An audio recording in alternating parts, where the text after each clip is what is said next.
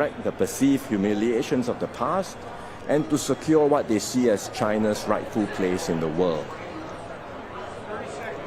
America and China are now locked in a fierce contest for global supremacy. Neither country wants open conflict, but there is deep mistrust and suspicion on both sides. Miscalculations, especially over flashpoints like Taiwan, could trigger a broader and more dangerous escalation. Both powers claim they do not wish to force countries to choose sides. But in reality, each seeks to draw others closer into their respective orbits.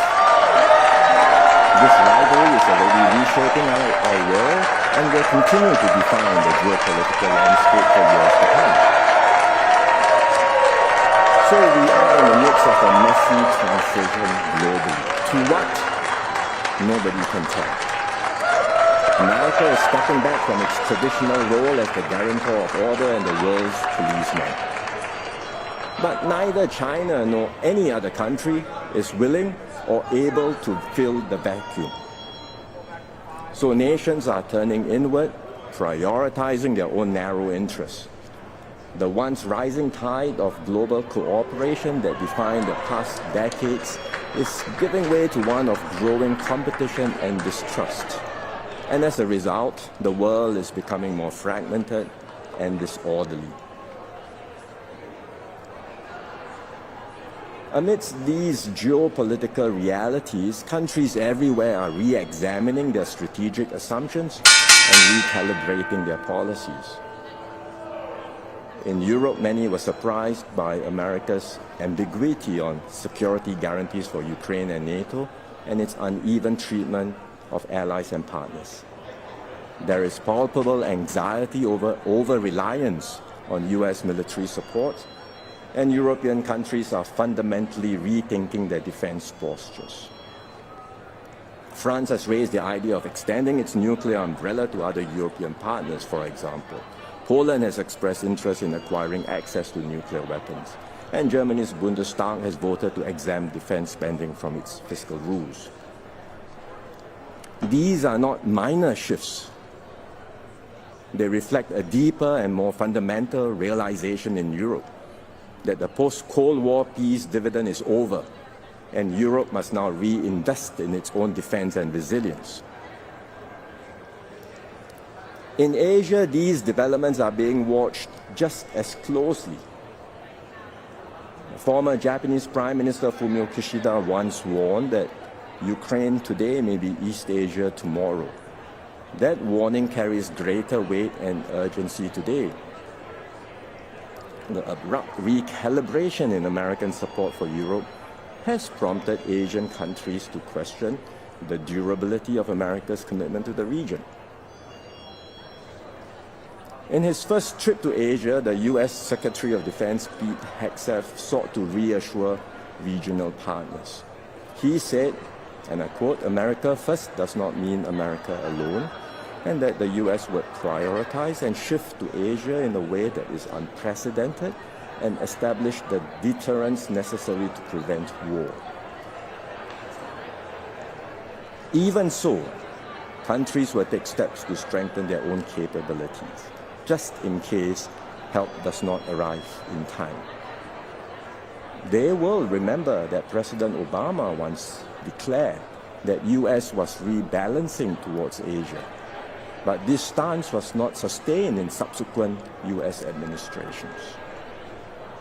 So that's why in both Japan and South Korea, public debate over defense has intensified.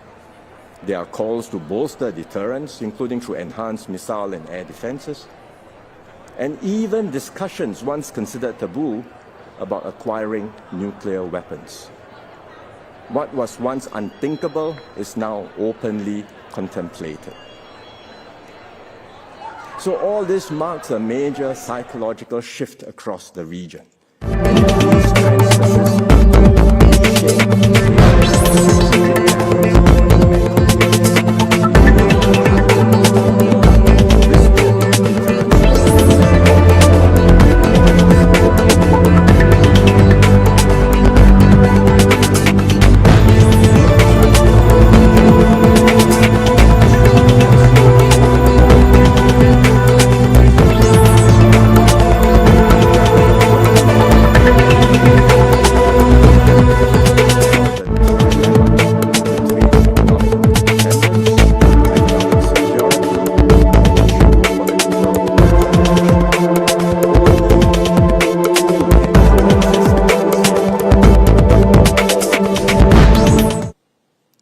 So after the end of the Cold War, geopolitical tensions subsided.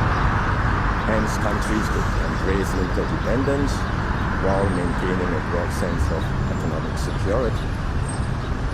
Today, geopolitical competition has returned with a vengeance.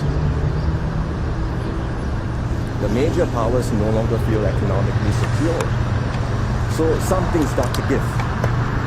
And where economic interdependence was once seen as a virtue, it is now seen as a vulnerability. And therefore, governments are responding by localizing production, building up self-sufficiency, and asserting greater control over critical supply chains and strategic industries. Economic instruments like tariffs, export controls, and sanctions are being used not for market purposes, but as instruments of statecraft to advance national interest. Now, these trends are not new, but they have reached a new intensity with the latest U.S. tariff rules. The U.S. has since postponed most of its reciprocal tariffs, but there is little comfort in this, because the current baseline tariff rates are still much higher than what they used to be, and the changes have already caused great uncertainty for businesses everywhere. No company can comfortably plan long-term investments while knowing that the tariff rates could be changed at a moment's notice.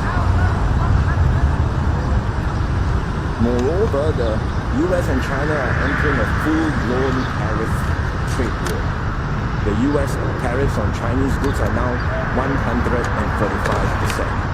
and China has responded, as all of you know, with tariffs on US goods at 135% and vowed to fight to the end.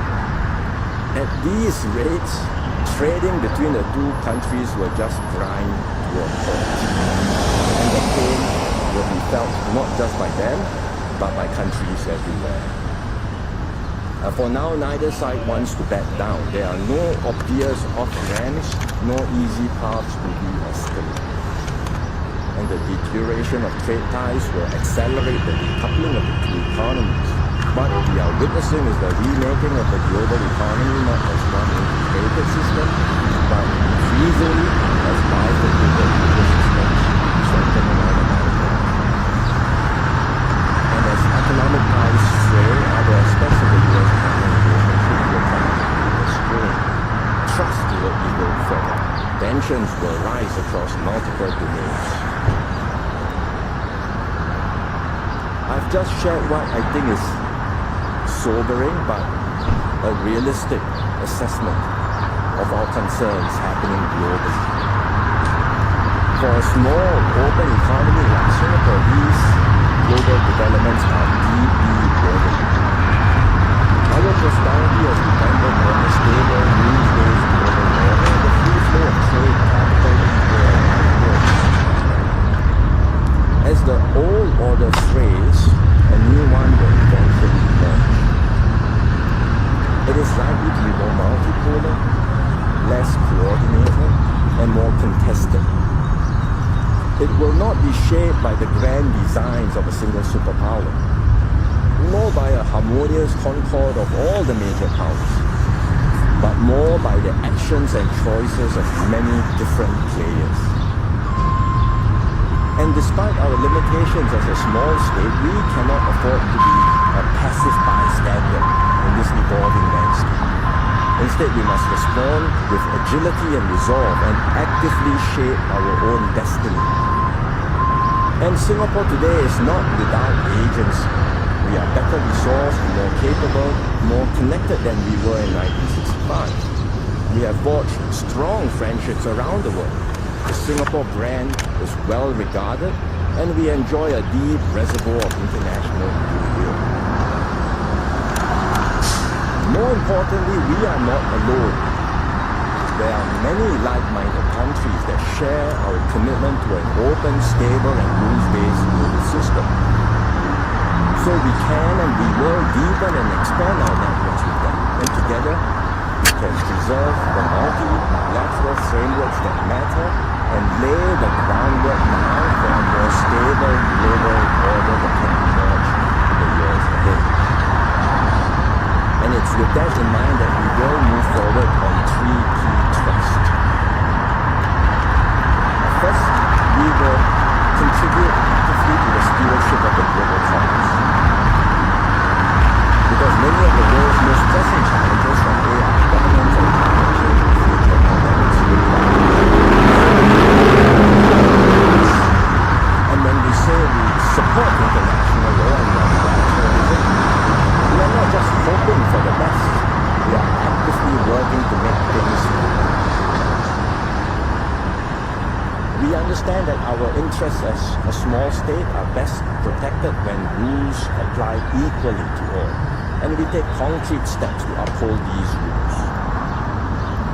So Singapore has consistently played a constructive role in multilateral forums, not by grandstanding but by building consensus and finding solutions. Most recently, our ambassador Rina Lee led the successful UN negotiations on the High Seas Treaty on Biodiversity, a landmark agreement that strengthens global governance over marine areas beyond national jurisdiction. It's a remarkable achievement, and it shows that despite a fraught geopolitical environment, it is still possible for the world to come together to find consensus. We have nominated Rina as a candidate to serve as a judge at the International Court of Justice. It's a reflection of our continued commitment to the rule of law in international affairs. Singapore can also serve as an incubator for practical ideas and initiatives. For example, during the COVID pandemic, we founded and co-chaired the Friends of COVID-19 Vaccines Global Access or COVAX facility to promote vaccine multilateralism. More recently, we launched the Financing Asia's Transition Partnership or FAST-P. This is a blended finance platform aimed at mobilizing private capital to support Asia's Given our developmental journey, we can also do more to support other countries' development by sharing our experience. Our approach is centered on supporting human capital development, which we believe is the fundamental ingredient for any country's success. And we do this through curated training programs and study visits to build capacity and to catalyze change. And we have been able to make an impact. Since 1992, the Singapore Cooperation Program has benefited more than 155,000 officials from over 180 countries, territories, and intergovernmental organizations. We will do more in these challenging times, and that's why we have established a new Development Partnership Unit (NFA) to coordinate efforts across government agencies in Singapore, strengthen collaborations, and focus on areas where Singapore can make a meaningful impact. We will continue to focus on Southeast Asia, which is our region, but we will also set aside more resources for partners further afield in Africa, the Middle East, Latin America, the Pacific, and the Caribbean. And we will expand our work in new domains like the digital economy and renewable energy. Through these efforts, we hope to be a responsible stakeholder that helps shape a more stable, resilient, and inclusive global environment. Second, we will champion deeper regional cohesion and integration. ASEAN remains central to Singapore's foreign policy. The fragmented world, regional unity matters more than ever. If ASEAN can stay cohesive and proactive, it will help all 10 members navigate geopolitical tensions and maintain our collective relevance. As Mr. S. Rajaratnam once said at the founding of ASEAN, if we do not hang together, we will end up hanging separately. ASEAN's economic integration has come a long way. Combined, we are now the world's fifth largest economy, and we are trying to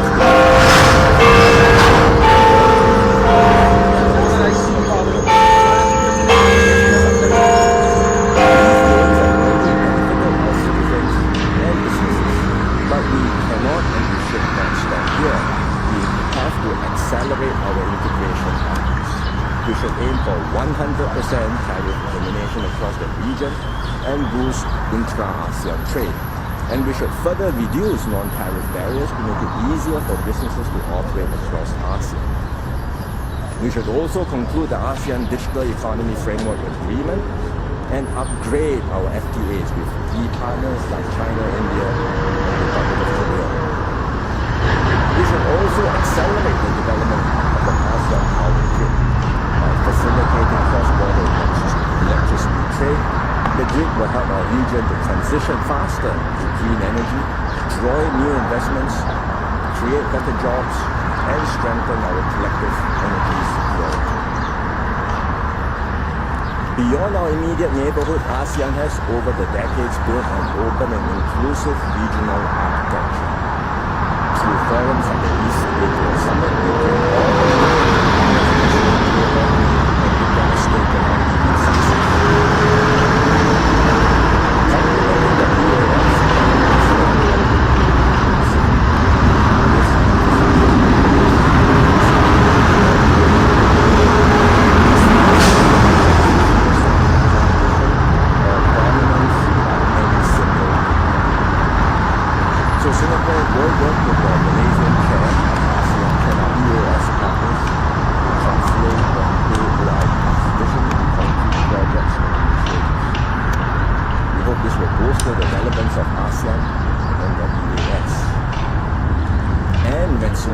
Over the ASEAN Chair in 2027, which will also mark ASEAN's 60th anniversary, we will use the opportunity to deepen regional integration and ensure that ASEAN remains a vital and credible anchor for peace and prosperity in Asia.